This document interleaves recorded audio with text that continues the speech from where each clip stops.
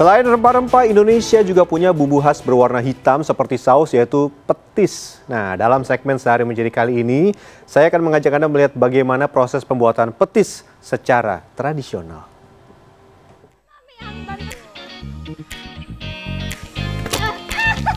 Angin-angin surga di tengah-tengah panasnya api yang membara, rasanya petis fresh from the kuali. Campur matangkan, Pak. Di balik kenikmatan rujak cingur, ada salah satu bahan yang wajib kita masukkan di sini, yaitu petis. Wah, saya jadi penasaran nih, kira-kira seperti apa sih proses pembuatan si hitam dan nikmat ini? Hitam, legit, kental, beraroma khas ikan. Apalagi kalau bukan petis. Biasanya petis memang digunakan sebagai bahan dasar untuk membuat makanan seperti rujak cingur, tahu tek, dan tahu campur. Di Indonesia ada banyak ragam olahan petis dari berbagai daerah. Salah satunya petis Sidoarjo. Proses pembuatannya pun masih menggunakan cara tradisional tanpa mesin. Siap-siap pegel.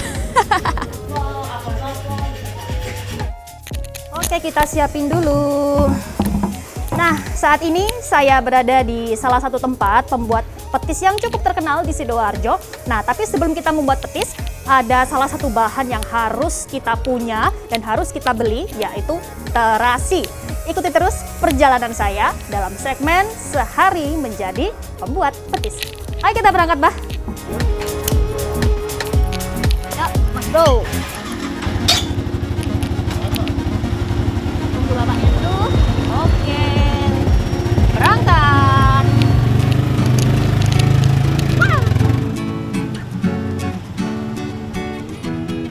Masuk gang, dimatiin dulu motornya ya.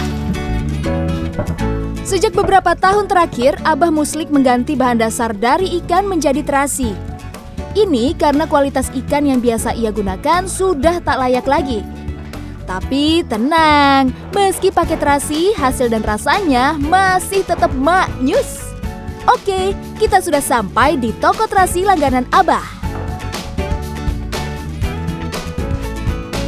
Abah, di sini ada dua jenis terasi, ada yang kering kecil-kecil kayak gini, ada juga yang basah yang masih blok-blokan 5 kiloan kayak gini. Kenapa Abah milihnya yang masih basah gini, Bah? Ya, kalau yang ini buat sambal, yang ini cocok untuk petis ini yang ini. Walau aromanya masih mantap gitu loh aromanya. Ini cocok untuk buat petis. Kalau ini buat sambal lele, sambal ayam gitu. Oke, ternyata saya baru tahu. Karena harusnya cocoknya pakai yang basah, bukan yang kering. Oke Abah, kita langsung bungkus ya terasinya. Oke. Mas, bungkus ya. Jenis terasi yang dibeli nggak asal-asalan. Abah memilih terasi yang menggunakan bahan udang kecil-kecil berkualitas tinggi dari Sumatera Barat. Wah, jauh juga ya. Terasi sebanyak 125 kilo biasanya digunakan untuk 5 kali pembuatan petis. Setelah selesai belanja, kita lanjut ke dapur bikin petisnya yuk. Langkah pertama, terasi kita masak dulu di dalam kuali baja jumbo. Aduk-aduk pakai bambu sepanjang 2 meter sampai matang, kurang lebih 1 jam. Kalau biasanya kita kalau di rumah bikinnya kan goreng terasi. Nah, kalau ini kita bikin terasi, kita masak sampai 1 jam sebelum kita campur dengan tepung dan bahan-bahan semuanya untuk kita bisa menghasilkan petis. Ini aromanya, pemirsa. Terasi yang sangat natural. Setelah itu, masukkan tepung terigu yang sudah dicampur air, gula merah, gula pasir, aduk-aduk terus sampai mengental. Jangan sampai putus supaya tercampur rata. Speednya udah mulai berkurang. Udah mulai capek. Ini udah ada masuk terasi 10 kilo. Tepung terigu 20 kilo. Terus ada gula merah, ada gula pasir. Totalnya berapa tahu nggak? 250 kilo alias 2,5 kintal. Aduh, beban hidup makin berat guys.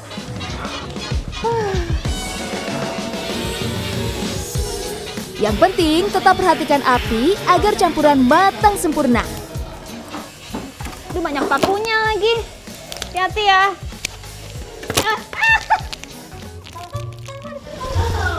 Mumpung bapaknya lagi fokus ngaduk adonan petis, saya mau ngadem dulu ah.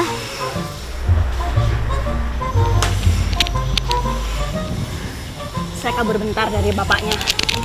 Panas banget.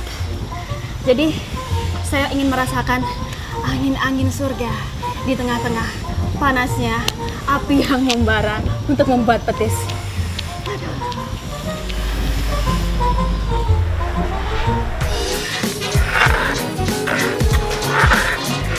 Ayo lanjut aduk terus. Ini belum usai Bung, Belanda masih jauh.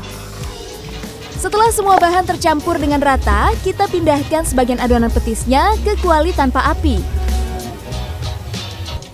Ini petisnya sudah jadi setelah kita aduk, kita masak selama kurang lebih 4 jam. Lalu kita pindahkan sedikit demi sedikit, pelan-pelan. Aduh, berat. Kita pindahkan ke kuali yang di bawah ini.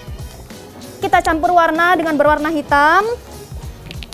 Tunggu dingin sebentar, lalu kita masukkan ke timba untuk kita jual ke pasar. Kita masukin. Proses terakhir, tambahkan tepung tapioka ke dalam adonan petis, lalu diaduk lagi sampai rata. Pak, kalau diaduk gini sama tepung tapioka bisa berapa lama nih? Berat banget. Sudah selesai jadi petis ya. Oh, saya sampai nyampur semua ya? Ya.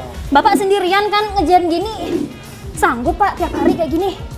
Ya wis dilakoni ae lah Mbak. Gini. Iya. Harus dijalani guys, biar selesai. Kalau cuma dilihatin ya nggak jadi petisnya. Ayo semangat! Nggak kuat. Nah, sudah jadi. Setelah adonan petis tercampur rata dengan tepung tapioka, kini saatnya memasukkan petis ke dalam timba untuk dijual. Ini nih penampakan petisnya yang barusan matang, fresh from the oven, fresh from the kuali. Kita masukin ke timba. Dan ini nggak perlu ditimbang lagi ya Pak, karena ini sudah ukurannya 31 kilo ya. Masukin petisnya harus cepat ya, mumpung masih anget-anget. Kalau kelamaan, petisnya akan dingin, malah makin berat dan susah untuk dicetak. Penasaran rasanya petis fresh from the kuali kayak apa ya?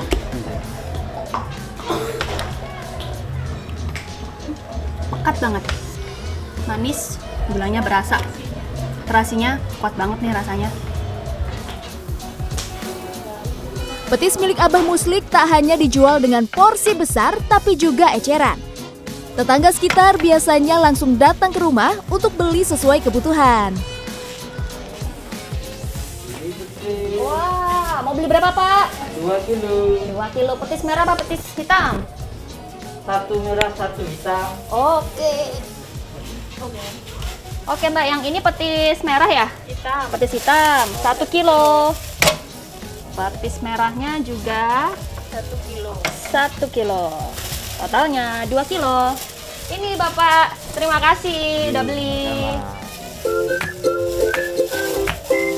Mereka yang membeli petis eceran digunakan untuk berjualan atau sekedar dinikmati sendiri di rumah. Kalau di sini ini memang kita cocok petisnya dulu. Terus kalau berapa lama sudah hampir 10 tahun lebih.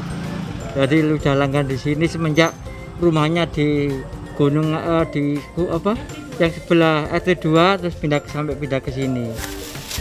Usaha petis Abah Muslik di Desa Tambak Oso ini merupakan generasi ketiga dan dibantu oleh sang istri. Meski banyak tetangga yang membuat petis di sini, namun hanya Abah Muslik yang bisa menerima pembeli eceran. Kalau di sini tuh yang usaha petis banyak Mbak. Cuma biasanya itu kalau jadi langsung dibawa semua. Kalau saya enggak, saya ya eceran, ya juga timbangan. Ya kalau beli 5.000 gitu kan harus dilayani. Soalnya yang beli kan daerah orang sini-sini aja Mbak. Paling pengen buat sambel, pengen buat rujak sendiri kan kasihan, namanya juga tetangga dekat. Sekarang saatnya kirim-kirim petis ke pelanggan di pasar. Tapi kalau penjual di pasar nggak bisa ecer ya, harus beli minimal 1 timba. Nah, kita sekarang saatnya mau kirim-kirim petis yang udah dipesan sama orang-orang di pasar. Ayo, ikutin sampai ke pasar. Let's go, Mas! Pelan-pelan! Pemilik toko di pasar rata-rata sudah menjadi pelanggan petis Abah Muslik selama puluhan tahun sejak dirintis oleh orang tuanya. Dalam sehari, Abah Muslik mampu membawa 3 timba, maksimal 2 lokasi dengan kendaraan roda 2. Nah, ini adalah akhir dari perjalanan petis kita hari ini. Mulai dari kita membuatnya, sampai kita mengirim ke toko-toko yang ada di pasar ini. Memang butuh perjuangan untuk membuat bahan dasar makanan petis yang terlihat sederhana, tapi memang layak diperjuangkan dan rasanya memang enak. Odi Cornelia, Niki Peresia, Surabaya, Jawa Timur.